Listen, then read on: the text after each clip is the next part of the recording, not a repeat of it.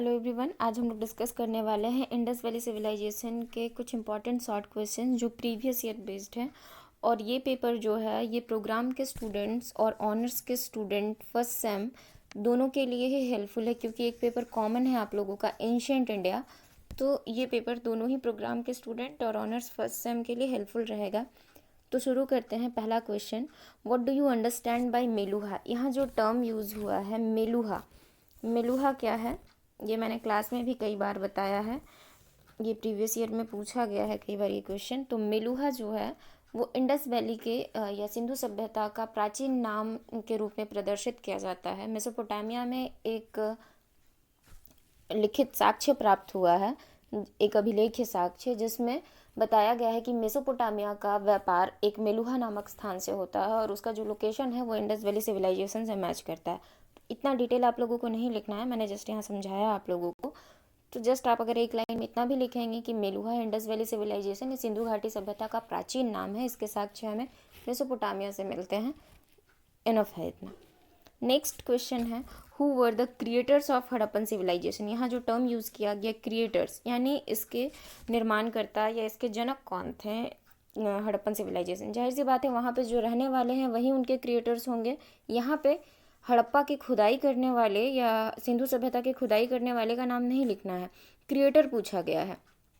तो क्रिएटर वहाँ के जो निवास करने वाली जनजातियाँ थी वो, तो वहाँ पे बहुत सारी जनजातियाँ थी, 4-5, जिनमें मुख्यतः जो सबसे अधिक मात्रा में थे वो मेडिटेरियंस थे, जिन्हें हम भूमध्य सागरीय कहते हैं।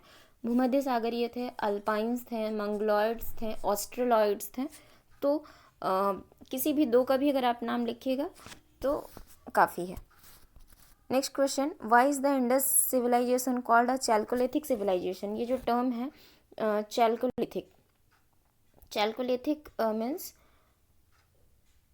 ताम्रपाषाण काल से जोड़ा गया है, ताम्रपाषाण। तो इंडस वैली सिविलाइजेशन में तांबे के साथ साथ पत्थरों का प्रयोग किया जाने लगा। पत्थर तो पहले ही से प्रयोग होते आ रहे हैं पाषाण युग से, लेकिन अब धातु के रूप में तांबा का भी प्रयोग होने लगा और इसे ब्रॉन्ज एज के भी नाम से जाना जाता है। ब्रॉन्ज सिविलाइजेशन कांस्ययुगीन सभ्यता भी इसे कहा जाता है, क्योंकि कांसे का भी प्रयोग इन्होंने कर लिया था।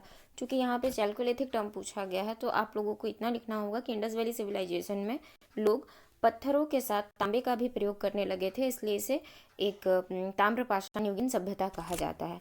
जब क्वेश्चन कांस्य युगीन रहेगा तो लिखना है कि उन्होंने कांसे का प्रयोग करना सीख लिया था तांबे और टीन को मिलाकर, इसीलिए कांस्य युगीन सभ्यता कहा जाता है। लेकिन यहाँ पर चैल्कोलिथिक सिविलाइजेशन बोला गया है। नेक्स्ट क्वेश्चन है, what do you know about the terracotta of Harappan civilisation. यहाँ पे टाइपिंग मिस्टेक है, ये नो होगा, OW जो है यहाँ पे KN छूट गया है। What do you know about the terracotta of Harappan civilisation. जो पोट्री ये लोग यूज़ करते थे, मृदभांड टेराकोटा, वो हड़प्पा सभ्यता में क्या विशेषता थी उनकी। तो हड़प्पा सभ्यता में प्रयोग होने वाली मुख्य जो मृदभांड थे वो लाल काले मृदभांड थे। तो यहाँ पे लिखना है लाल काले मृदभांड का प्रयोग होता था। Identify 4 major centre of Harappan civilisation. कोई भी 4 मुख्य स्थलों के नाम लिख देना है, जैसे हो गया हड़प्पा, मोहनजोदड़ो, लोथल, कालीबंगा, बहुत सारे हैं। यहाँ पे आप ये 4 लिखिए, चन्हूदड़ो है, आपका सूत का गंडोर है, बालाकोट है, डाबरकोट है, धौलावीरा है, बहुत सारे हैं। कोई भी 4 साइट का नाम लिखना है। What is the importance of Kalibangan. Kalibangan का इम्पोर्टेंस पूछा गया है। तो कालीबंगा राजस्थान वाले क्षेत्र में है।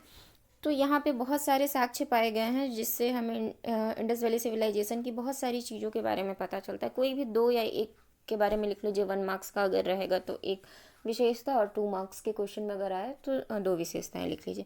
तो एक बहुत ही महत्वपूर्ण साक्ष्य मिलता है कालीबंगा से, वो है हलों से की गई जुताई के जो खेत थे वो निशान पाए गए हैं। और वो निशान जो है वो 2 रेखाओं में पाया गया है, मतलब 2 तरफ से 2 डायरेक्शन में पाया गया है, जिससे ये भी पता चलता है ये लोग एक साथ 2 प्रकार के फसलों को उगाते थे।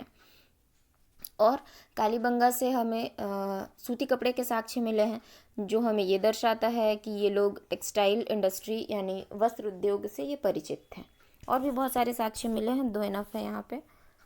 नेक्स्ट क्वेश्चन है, give 1 example to establish that the Harappan were acquainted with textile industry. Next वही क्वेश्चन है कि हड़प्पन जो है वो टेक्सटाइल इंडस्ट्री से वो परिचित थे, उन्हें पता था।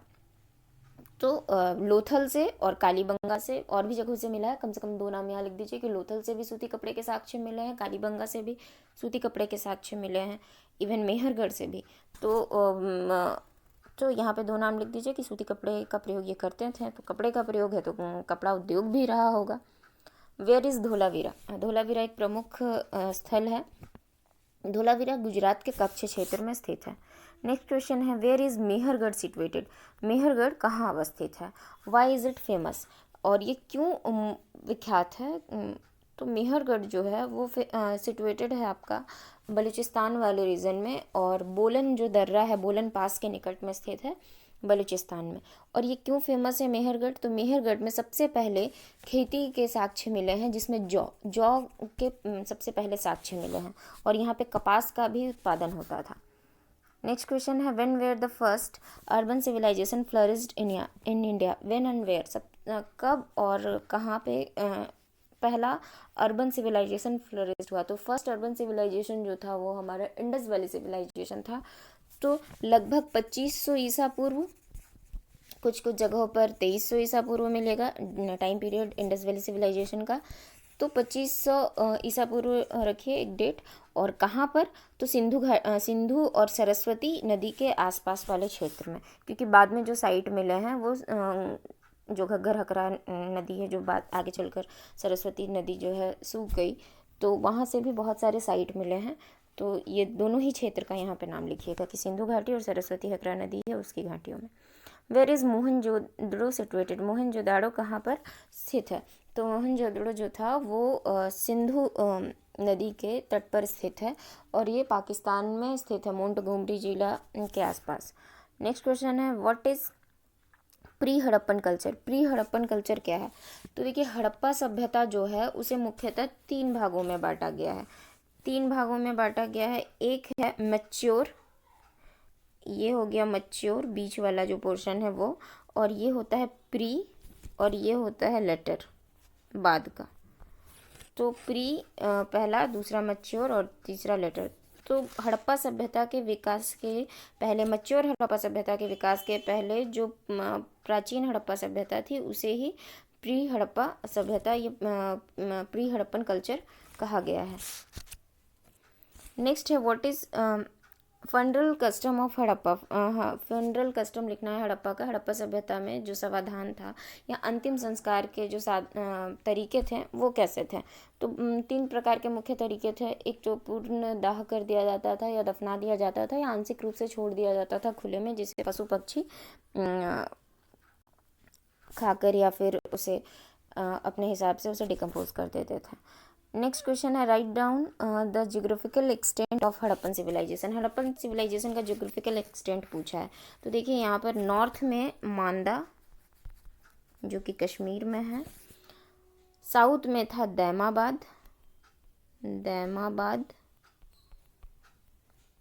इधर है सूत का गेंडोर, पश्चिम में सूत का आधा त है ये, सूत का गेंडोर, और पूर्व में है आलमगीरपुर, स्पेस नहीं है यहाँ पर, आलमगीरपुर। मांदा, दैमाबाद, सूत का गेंडोर, आलमगीरपुर है पूर्व में, इधर है आलमगीरपुर। नेक्स्ट क्वेश्चन है वेयर इज़ लोथल सिचुएटेड? तो लोथल गुजरात में स्थित है।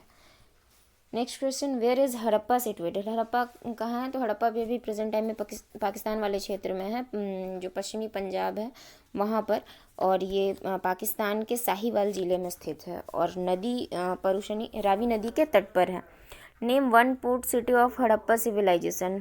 हड़प्पा सिविलाइजेशन का एक पोर्ट सिटी का नाम लिखना है, वो है आपका लोथल लिख दीजिए। बहुत सारे हैं, डाबरकोट है, बालाकोट है, सूत का गेंडोर है, तो लोथल इजी रहेगा, लोथल को लिख लीजिए। Write down the 2 causes for the decline of Indus valley civilisation. Indus valley civilisation के डिक्लाइन के बहुत सारे कारण हैं, जिसमें से 2 कारण पूछा है, तो कोई भी लिख दीजिए। बाढ़ एक कारण माना गया है, विभिन्न विद्वानों के द्वारा अलग अलग कारण माने गए हैं।